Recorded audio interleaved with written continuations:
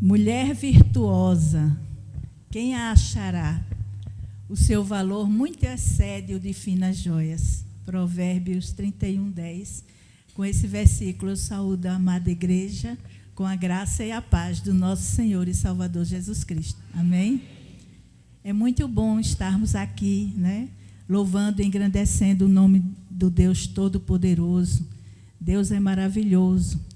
Se não for ao Senhor, né, na minha vida, pelo que as coisas que eu já atravessei, já passei, mas em tudo o Senhor foi vencedor. Porque quando Ele nos faz vencedores, é porque Deus também é um vencedor. Louvado seja Deus. Então, nós vamos estar falando um pouco nesta noite sobre a prevenção do câncer de mama. E nós vamos estar falando, inicialmente, né? Acho que cada uma de vocês já ouviram falar sobre o Outubro Rosa, não é?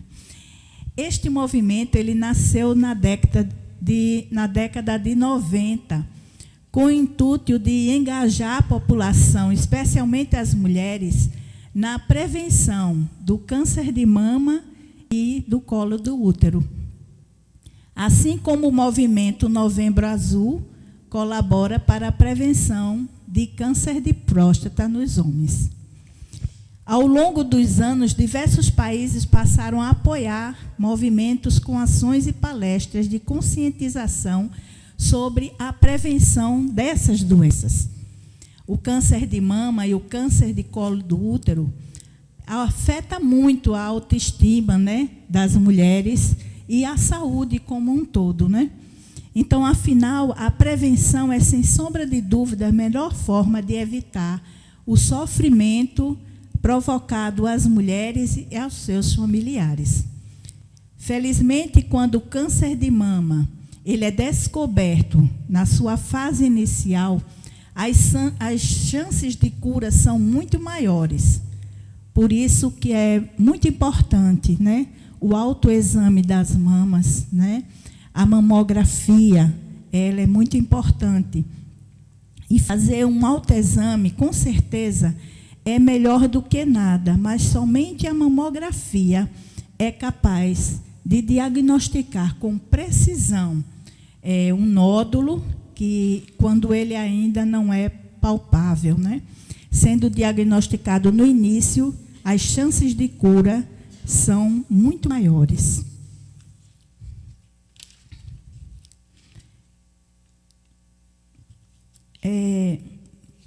Possivelmente você deve ter ouvido falar ou conhecer alguma mulher que foi curada por ter conseguido diagnosticar essa doença precocemente.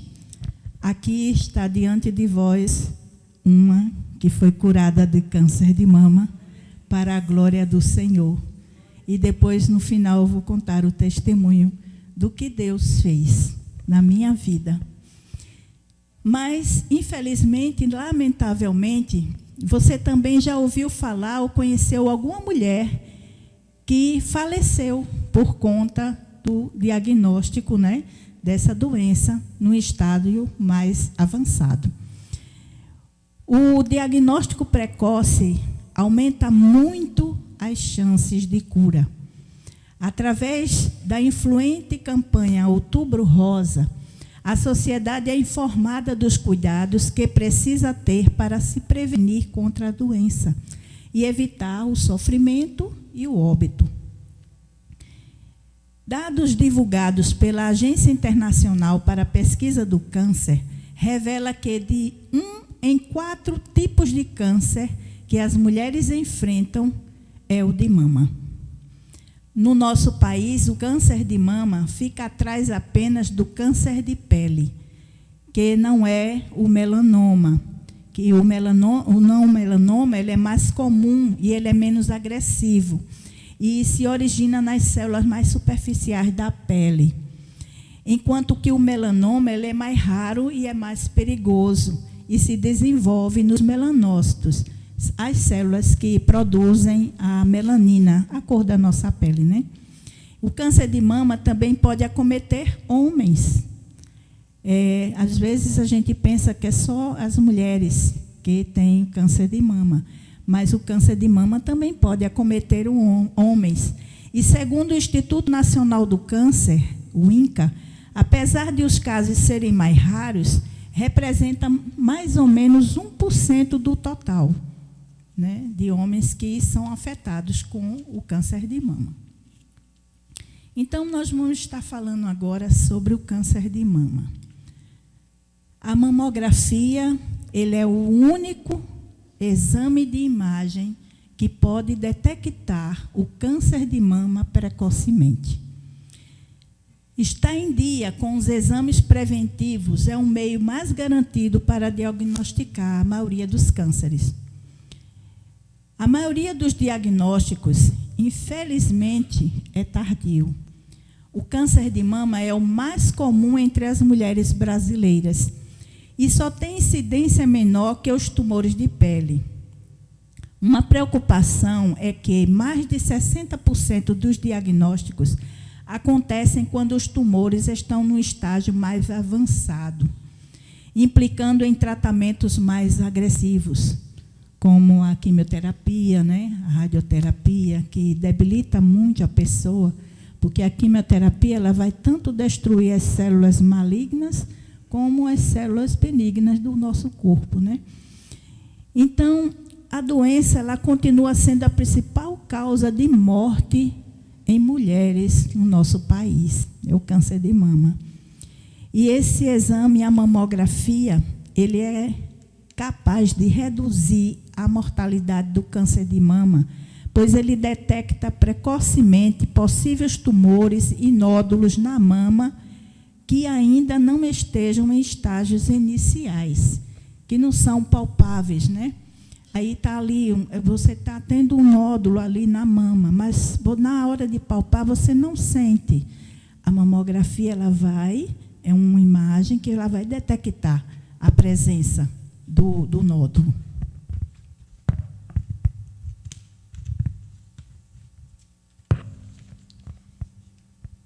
Números de mamografias.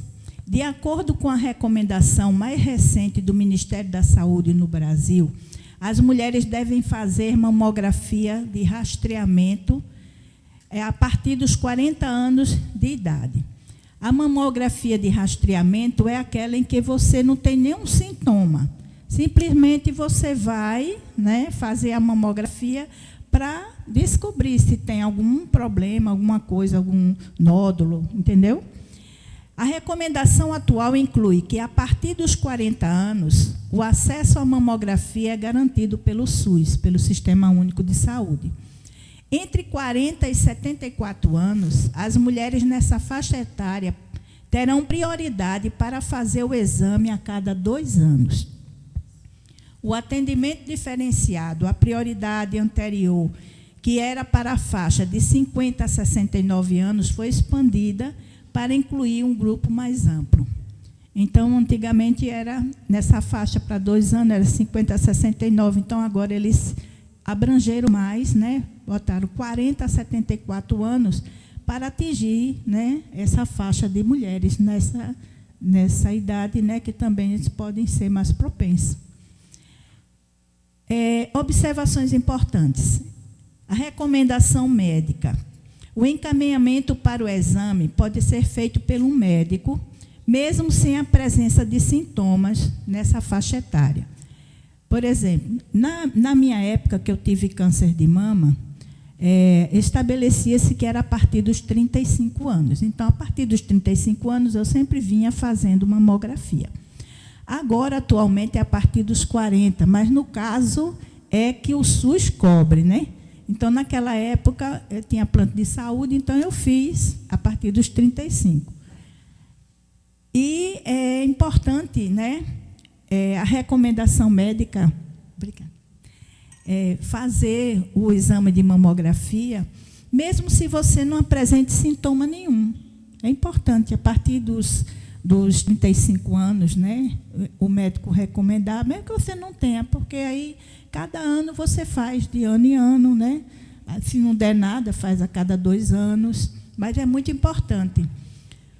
O risco individual, a idade para iniciar o rastreamento pode variar, dependendo dos fatores de riscos individuais para o câncer de mama, como histórico familiar. É essencial discutir o assunto para uma avaliação personalizada. Se você tem na sua família, né, pessoas que tiveram câncer de mama, eu tinha uma prima de 3º grau, que eu sabia, né, que teve câncer de mama nas 2 mamas. E eu vim ter o câncer de mama, eu tinha 39 anos de idade. E eu tinha uma filha de 7 anos. Qual o maior causador do câncer de mama? Não há um único maior causador do câncer de mama, pois ele resulta da interação de diversos fatores, incluindo a idade, o histórico familiar e os fatores também hormonais. Fatores de estilo de vida, como excesso de peso, sedentarismo, consumo de álcool, reposição hormonal pós-menopausa, também aumenta o risco de câncer de mama. A idade, o risco aumenta significativamente após os 50 anos. Histórico familiar, a genética.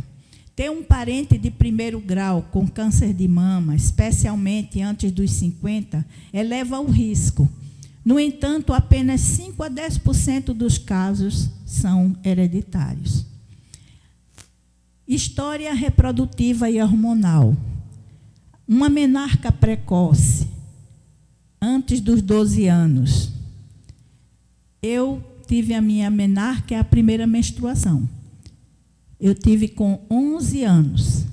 Então, está aqui na história reprodutiva e hormonal, né, do fator que pode também a pessoa ter, probabilidade de ter, num futuro, um câncer de mama, é ter também uma menarca precoce, antes dos 12 anos.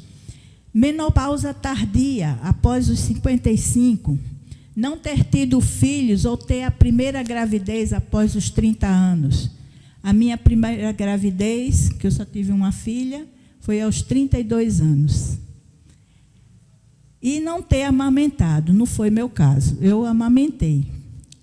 Mas a pesquisa ela diz também que é uma probabilidade também, se a pessoa não amamenta, também é um risco, né?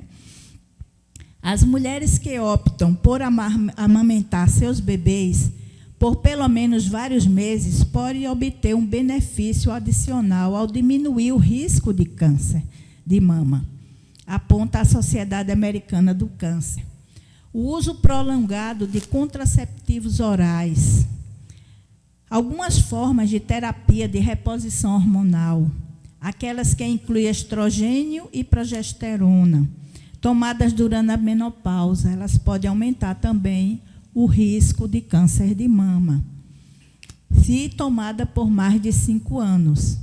Para evitar isso, é uma boa ideia conversar com o médico sobre opções não hormonais para tratar os sintomas da menopausa.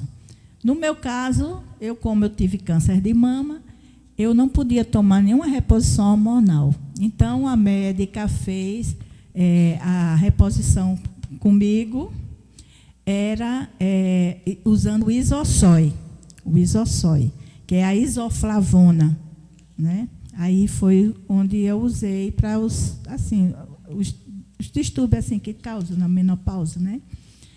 Então, fatores de riscos modificáveis, estilo de vida. O excesso de peso e obesidade, especialmente após a menopausa, são fatores de riscos para ter câncer de mama. São os fatores de risco modificáveis, né? Mulheres mais velhas que estão com sobrepeso ou obesas têm um risco maior de câncer de mama do que aquelas com peso saudável. A Sociedade Americana do Câncer recomenda manter um peso saudável ao longo da vida e evitar o ganho de peso excessivo, equilibrando a ingestão de alimentos com a atividade física. O sedentarismo. A falta de atividade física regular, a inatividade física, as mulheres que não são fisicamente ativas correm maior risco de ter o câncer de mama, segundo o Centro dos Estados Unidos de Controle e Prevenção do Câncer.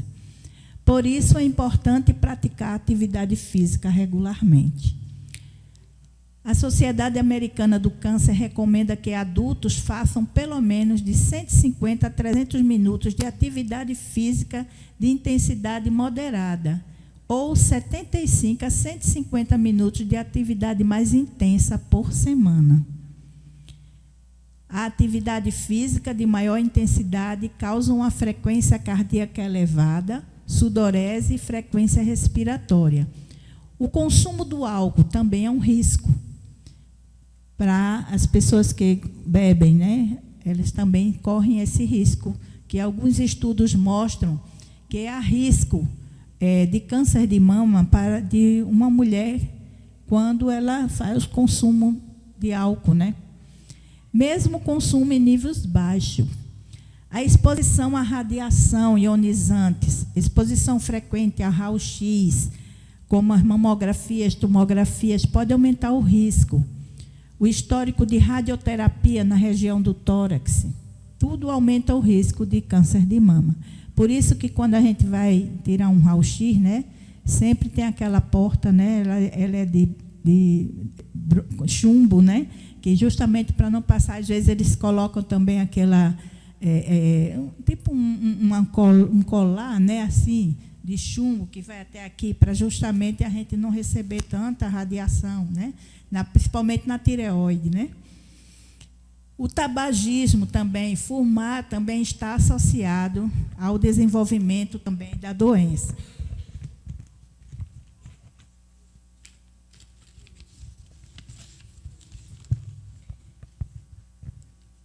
A dieta, uma dieta rica em alimentos pró-inflamatórios e pobres em fibras pode também aumentar o risco. É sempre bom a gente cuidar da nossa alimentação, né? Uma dieta assim à base de plantas, né? De vegetais, frutas, né? Verduras, grãos integrais, legumes, nozes. É sempre uma dieta rica que evita, né, a gente ter futuramente um câncer de mama. O histórico familiar. Ter parente de primeiro grau, mãe e irmã com câncer de mama pode aumentar o risco. No meu caso, não tinha mãe, né, nem nenhuma irmã. Agora, nós sabíamos que tínhamos essa prima de terceiro grau que ela teve câncer de mama, que era a prima da minha mãe de segundo grau, né? Aí eu desenvolvi primeiro o câncer. Minhas irmãs também, elas tiveram também câncer de mama. Depois de mim, elas tiveram agora com a idade mais para frente. Já eu fui muito nova, 39 anos. Sinais e sintomas comuns. Como a gente vai reconhecer, né? Os sinais como nódulos, alterações na pele da mama, secreção no mamilo e outras mudanças na região. Nódulo ou inchaço. Um caroço duro, você notar na sua mama, né? Um caroço duro, geralmente indolor, não dói. Na mama ou axila. Também pode ser notado nódulos também no pescoço. Alterações na pele, vermelhidão, inchaço, espessamento ou aspecto de casca de laranja, um edema, né, um inchaço da mama. E, às vezes, também a gente tem que diferenciar também, porque na menstruação também, geralmente, as mamas também, elas costumam aumentar, inchar um pouquinho, mas não quer dizer que é um câncer, entendeu? Alterações no mamilo, inversão, retração, descamação, aparecimento de crostas ou feridas. Quando a mama está com câncer, o mamilo ele pode entrar para dentro, né? Ele fica retraído. Ele pode dobrar assim, inverter, entendeu? Pode também haver um sangramento no mamilo, pode ter secreção quando faz a palpação e que espreme assim, aí você pode ver um sangramentozinho. Isso tudo pode indicar suspeita, né, do câncer, que é bom para investigar. A saída espontânea de um líquido anormal pelo mamilo, especialmente se for com sangue, rosado ou escurinho, né? Alterações no tamanho e forma. A mama pode apresentar um tamanho ou formato diferente do normal. Dor na mama ou no mamilo, que não está relacionado com o ciclo menstrual. Porque na menstruação a gente costuma até ter dor na mama, né? Mas que não estiver relacionado com o ciclo menstrual e está aquela dor persistente, é bom já investigar.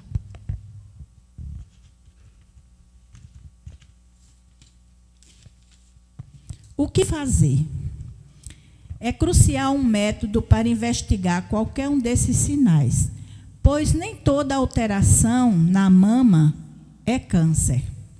Em alguns casos, o câncer pode não estar causando sintomas na sua fase inicial. Um diagnóstico e o tratamento precoces são fundamentais para o sucesso do tratamento. A importância da mamografia, o autoexame para a detecção da doença nos estágios iniciais é crucial para o sucesso do tratamento. Quando nós estamos assim, vamos supor, a gente pode fazer um autoexame colocando uma toalha dobrada, aí você se deita na cama, aí coloca na altura do tórax, né? Com a mão direita, você examina bota a mão assim, a parte esquerda, né?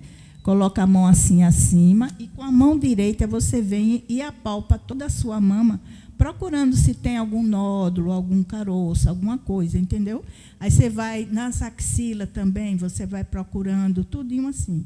Aí, no final de tudo, é que você apalpa o mamilo e dá uma leve pressão, vê se sai alguma líquida, alguma coisa, algum sangramento, alguma coisa. Nesses casos, a gente está procurando, né? Investigando. Com a mão esquerda, você vai fazer a mesma coisa com a mama direita. Tudo é para investigação, para ver se encontra. No chuveiro também, quando a pessoa está tomando banho, né? Também é a hora também de você, porque tem um sabão, né? Aí você pode botar a mão assim, né? A parte que você for investigando, vai investigar a mama esquerda. Aí você coloca assim, né? A mão assim para trás e vai com o sabão, vai examinando todinha a mama e no final espreme para ver se sai algum líquido, alguma coisa. Aí, se você notar que sai alguma secreção ou qualquer coisa, já é bom já consultar o médico, né? E o ideal é um mastologista, né? Que ele é um médico exclusivo de mama, mastologista. O meu mesmo, que me operou, na época, foi o doutor José Amaral. Doutor José Amaral. Aí, ele foi o mastologista que me operou na época. Como ele estava recém-chegado, né, ele não fazia a reconstrução, porque eu tive a operação, mas, no mesmo tempo, foi reconstruído. Deus não permitiu botar silicone. Aí foi com o meu próprio tecido, do meu próprio organismo, que chama a aponeurose do músculo e o reto abdominal. Aí virou mama, né? E com 1 ano, ele disse, com 3 meses, você faz o mamilo e a auréola, né? Faz a reconstrução do mamilo e a auréola. Mas eu, toda vez que ia para fazer essa reconstrução com 3 meses, aí nunca dava certo. Eu digo, olha, sabe de uma, Jesus, eu vou fazer com 1 ano. Depois de 1 ano, eu vou fazer, porque não está dando certo, o senhor talvez não é a época. Então, vai que porque tem a acomodação da mama que foi reconstruída, né? Aí tem aquela acomodação, que ela vai ficar igualzinha a outra, né? Aí tudinho aí leva tempo, né? O inchaço vai diminuir mais, essas coisas. Então, aí eu disse, olha, com 1 ano eu vou. Aí, com 1 ano, fui, fez. Aí, fez de quê? Da virilha, né? Que é a nossa parte mais escura. Aí, ele dá um corte, ele dobra, eu estou dizendo porque ele me explicou como era. Aí, dobra, dá esse corte assim na mama, aí dobra assim, faz o mamilo. Aí depois faz as pigmentações, que ela bota a pigmentação e pega da pele, a pele da virilha, que é mais escura, aí faz aquela pigmentação, pronto. Não tem diferença da outra, mesma coisa. E, inclusive, até eu disse ao médico, disse que eu não ia ter mais sensibilidade na mama. Aí eu disse, doutor, se Deus não quiser, se Deus quiser, eu vou ter. Aí eu disse, porque eu sinto a mama, eu toco assim, eu sinto. Ele fez, mas é impossível, porque eu tirei todas as inervações, cortou toda, né? Aí eu disse, mas eu sinto. Eu digo, o senhor quer ver para crer? Aí ele disse, então vamos fazer um teste. Aí ele, na hora, mandou eu ficar deitada, né? E ele disse, olhe para lá. Aí quando eu olhar para cá, né? Aí eu olhei, ele botou umas agulhas assim, que eu senti só as picadas. Eu digo, aí ele disse, mas é incrível, porque não era para você sentir. Porque eu cortei todas as inervações. Eu digo, é porque é Deus que estava no negócio, né? Deus está no negócio, então, quando Deus opera, quem fez a cirurgia não foi o Senhor. Deus usou o Senhor como instrumento, então o Senhor, Deus, estava ali, fazendo tudo, né? Porque Deus está nesse plano. Então, as recomendações. Organizações especializadas em câncer de mama recomendam consultar seu médico sobre exames para a detecção da doença. Conversar com um profissional sobre quando iniciar os exames, como exames clínicos e mamografia, são fundamentais. Além disso, é necessário se familiarizar com os seios durante um autoexame da mama. Se houver uma alteração nova, nódulos ou outros sinais incomuns na mama, o médico deve ser informado imediatamente, né? E a gente faz também, porque o ideal é a mamografia, mas a ultrassom, ela é muito importante também, a ultrassonografia mamária. E eu pesquisei um pouco sobre o objetivo de uma ultrassom mamária. É detalhar imagens do tecido mamário para identificar e caracterizar possíveis alterações, como nódulos e cistos, e também permite o acompanhamento destes para verificar se houve alguma mudança na sua forma ou no tamanho da mama, né? Também ele é um exame complementar, frequentemente usado em conjunto com a mamografia, para fornecer uma avaliação mais precisa. Serve também para orientar o médico na realização das biópsias por agulha ou na drenagem de cistos, garantindo que a amostra seja retirada no local correto. Também a ultrassom mamária, ela é indicada para investigar outros sinais, como secreção anormal no mamilo ou alterações na pele da mama. Geralmente, abaixo dos 40 anos, né, é uma alternativa segura e sem radiação para mulheres jovens. Abaixo dos 40 anos, mulheres grávidas, lactantes, que possuem mamas mais densas e mais sensíveis à radiação. A ultrassom mamária também serve para avaliar os nódulos palpáveis, após ajuda a determinar a natureza de um nódulo, sentido durante o autoexame ou o exame clínico. Ele pode diferenciar se a massa é um cisto, cheio de líquido, e geralmente benigno, Ou porque na mamografia, se tiver um cisto, ele não vai aparecer, né? O cisto aparece mais quando a gente faz a ultrassom mamária, né? Ou vai diferenciar também que seja um nódulo sólido, que pode ser canceroso e requer uma investigação adicional. Então, é isso, para que a gente possa estar se prevenindo, né? Fazendo sempre o autoexame das mamas, né? Que é muito importante para que a gente, se tiver alguma coisa, possa ser diagnosticado, né, cedo, não ser tardio. Eis que Deus é o meu ajudador. No Salmo 54, 4. O Senhor é quem me sustenta a vida.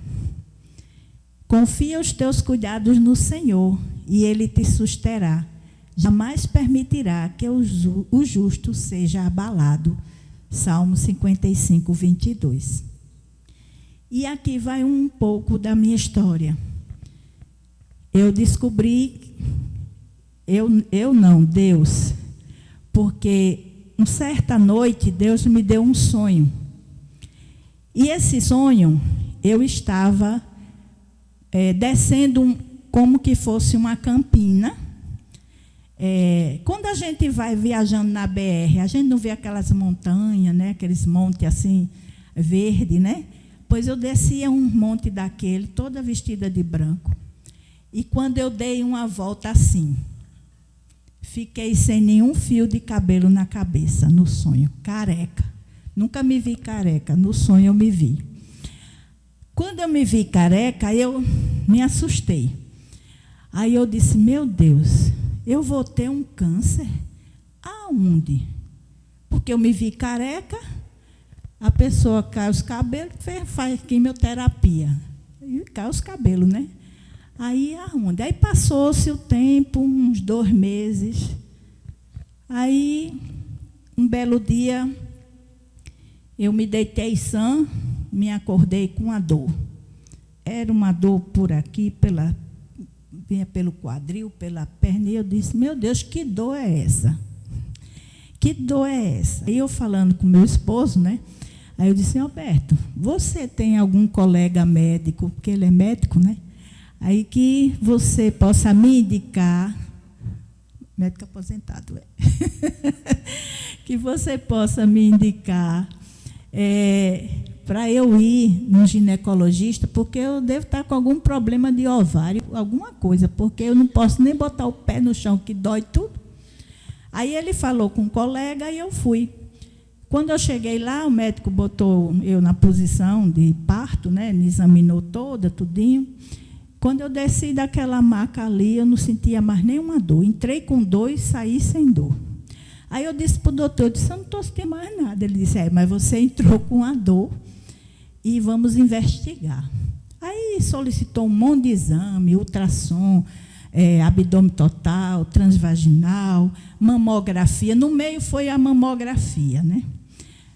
Aí eu fiz, e o senhor me examinou a mama, eu digo, o senhor achou alguma coisa na mama? Ele disse, não, sua mama está aparentemente normal, não tem nada. Aí ele mandou os exames, aí eu fui fazer os exames. Desses exames todos, o único exame que mandou eu ir voltar lá foi o da mamografia. O médico ligou lá para casa e disse, a senhora venha para tirar em outras posições, porque a gente encontrou umas calcificações, microcalcificações, e nós vamos ter que ver como é. Aí fui fazer novamente, em outras posições. E quando fui receber esse resultado, aí tinha microcalcificações altamente suspeita. Quando eu vi essa palavra, altamente suspeita, eu trabalho em área de saúde, que eu sou farmacêutica, bioquímica, né? Aí eu disse, altamente suspeita, eu digo, e eu pensei no sonho, né? Eu digo, meu Deus, o câncer vai ser na mama. Jesus, tenha misericórdia. Comecei a orar, pedir a Deus. Olha, eu clamei tanto ao Senhor para Deus me livrar desse câncer.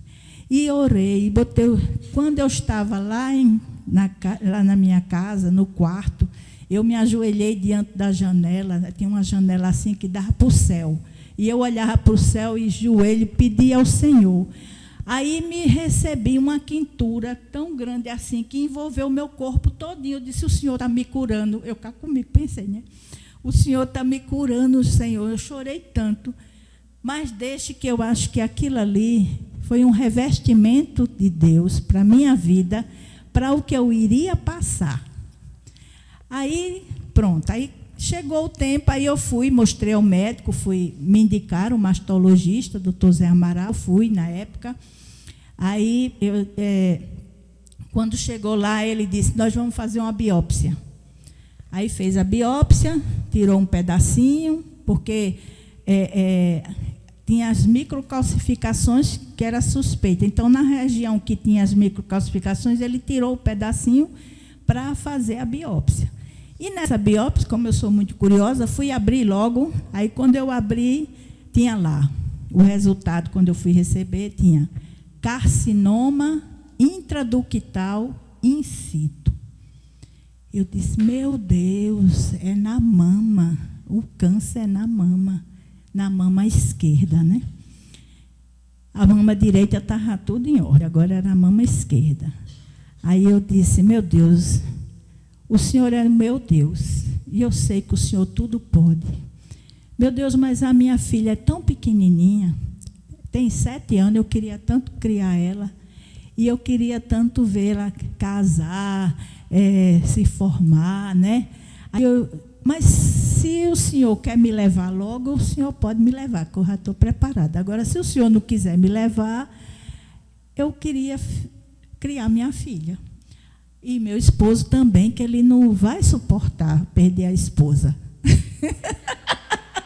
Eu ri. Aí eu tinha que falar com Deus, né? Aí pronto, passou. Aí chegou o dia da cirurgia. Aí o médico me chamou, viu tudo, aí disse assim, o médico, eu digo que é curto e grosso, porque ele chegou e disse assim, essa mama temos que amputar toda.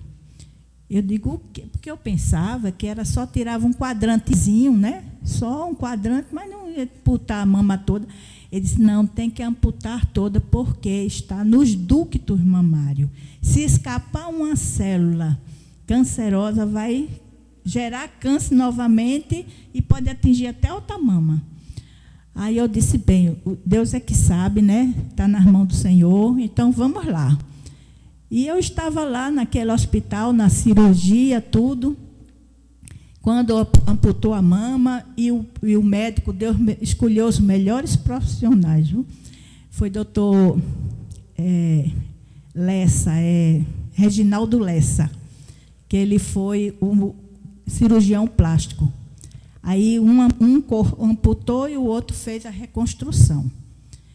E quando eu estava no hospital, Deus me deu um sonho. Deus cuida tanto da gente. Deus é tremendo. Porque Deus sabia que quando eu me acordasse, que eu olhasse para aquela mama, e uma lá em cima e outra lá embaixo, eu ia dizer, pronto, a cirurgia deu errado. Deus me conhece. Aí Deus me deu um sonho. Eu sonhei que eu estava no hospital.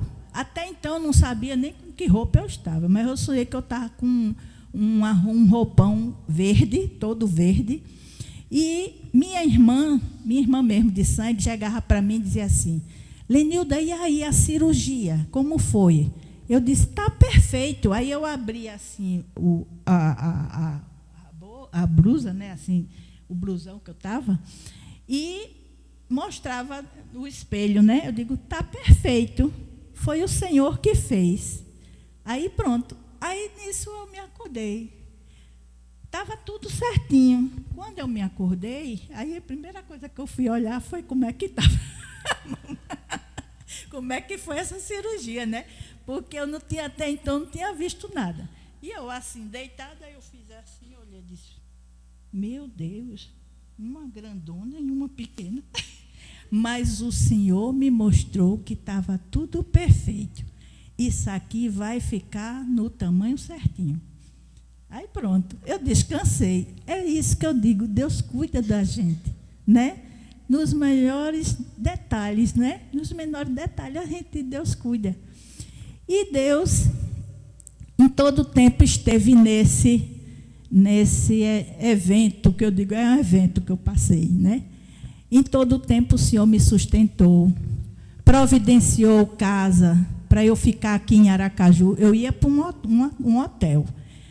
Mas aí eu conheci uma mulher que ela vendia Bíblias, né? Vendia Bíblias. E eu sempre comprava Bíblias a elas, folheto evangélico, essas coisas. Aí, um dia, ela ligou lá para casa e disse assim: eu senti de Deus que... Porque eu já tinha contado a ela que eu ia fazer essa cirurgia, né? Estava marcado para novembro. Aí foi em 1999 que aconteceu. Aí a cirurgia foi 30 de novembro, até que deu a data, 30 de novembro de 99. Aí ela disse, eu senti de Deus, eu estava orando e senti que eu disse a ela que eu conversando com ela antes, eu disse que eu ia para um hotel.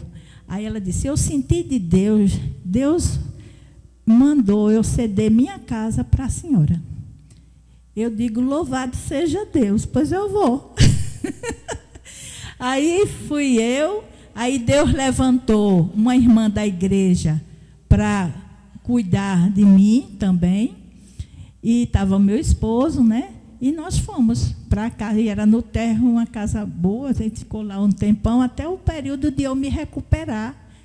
E eu não precisei quimioterapia, nem radioterapia, nem viver a vida tomando um medicamento para o câncer. Fiquei livre do câncer, para a glória de Deus. E em tudo seja o Senhor glorificado. Porque se Deus não avisasse que eu ia ter um câncer, eu jamais iria saber que eu ia ter um câncer. Quando eu fosse descobrir esse câncer, porque, olha, não tinha nódulo, não tinha caroço nenhum, não tinha retração de mamilo, não tinha sangramento, não tinha nada. A mama, tanto é que o médico, quando examinou, disse assim, eu disse, tem alguma coisa na mama? Ele disse, não, aparentemente está normal. Não tinha nada, mas o Senhor já tinha visto que ia ter esse câncer. E para a glória de Deus eu fiquei livre, fiz o que tinha que ser feito naquele hospital, tinha uns povos tudo na sala que eu estava, aí tinha uns desviados do evangelho, tinha uma enfermeira também, aí falando com a enfermeira, aí ela disse, a senhora é crente? Eu comecei a cantar, né? Os hinos. Aí ela, a senhora é evangélica? Eu digo, sou. Ela disse, eu já fui. Eu digo, e por que você deixou Jesus? O que foi que Jesus fez? Que você já foi? Aí eu disse, volte para Jesus, que Jesus tem plano na sua vida. Aí comecei a pregar. Aí também estava lá, também tinha uma moça também da Assembleia de Deus, que ela disse que louvava muito ao Senhor. Eu digo, eu tenho um cântico tão lindo que eu gosto. Aí eu comecei a louvar. Aí tinha acabado de acordar da cirurgia. Quando o médico entrou, fez, o que é que está acontecendo aqui? Eu digo, estamos louvando a Deus. Estamos louvando a Deus. Ele fez, a senhora não pode estar falando não, porque podem dar gás. Eu digo, não, Jesus é que é o responsável, porque Jesus, se está botando no meu ser, né? De eu louvar, engrandecer a Ele, eu estou muito agradecida a Deus, então eu não posso louvar a Deus, eu vou louvar, Ele vai se responsabilizar, não vai dar gás nenhum. Pronto. E é isso, minhas irmãs. Então, que Deus continue abençoando todas.